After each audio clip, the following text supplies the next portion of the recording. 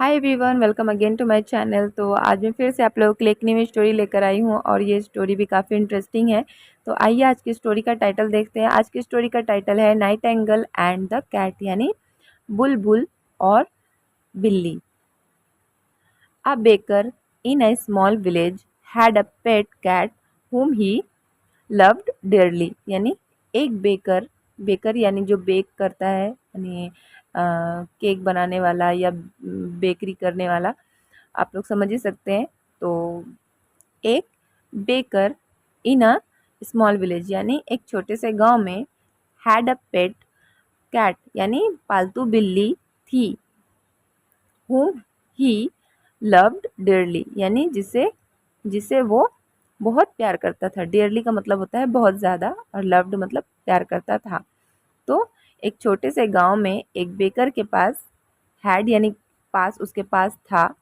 तो एक बेकर के पास एक पालतू बिल्ली थी जिसे वो बहुत ज़्यादा प्यार करता था। But whenever the cat meowed, but लेकिन वेन एवर यानी जब भी, द कैट म्याउड यानी बिल्ली म्याऊ करती थी, वो जो अपनी आवाज़ में कहती है ना म्याउड, बस वही है, उसकी उसकी आवाज़ को ही यहाँ बताया गया है।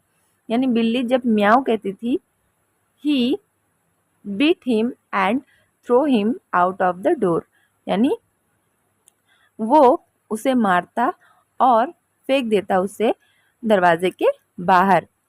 यानी जब भी बिल्ली आवाज़ करती थी उसे मारता और उसे दरवाजे के बाहर फेंक देता। Once the baker bought a nightingale, यानी एक बार बेकर ने लाया, बॉट का मतलब होता है लाना, ब्रिंग का यह सेकंड वर्ब है।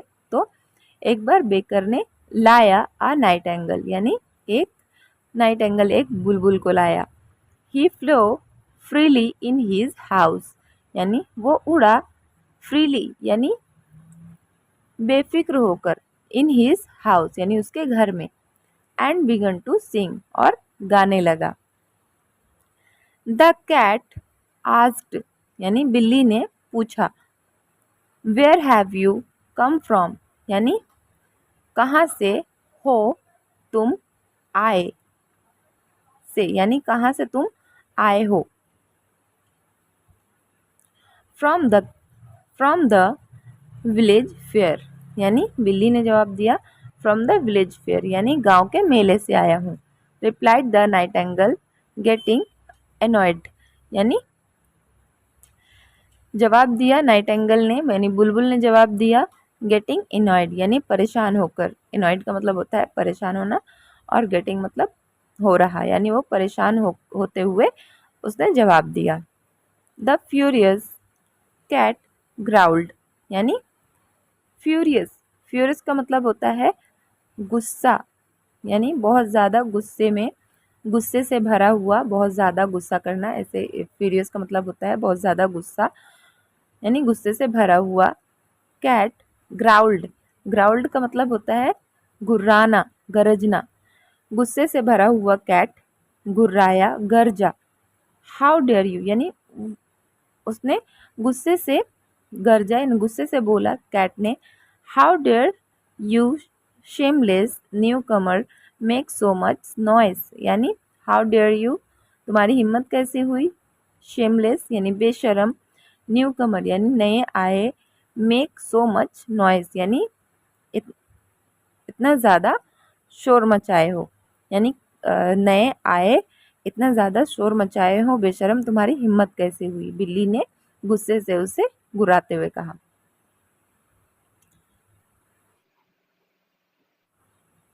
वेयर एज आई, यानी वेयर एज का मतलब हुआ जब के, जब के आई यानी मैं, जब के मैं, who was born in this house, यानी जबकि मैं जो पैदा हुआ हूँ इस घर में, यानी जो इस घर में पैदा हुआ हूँ।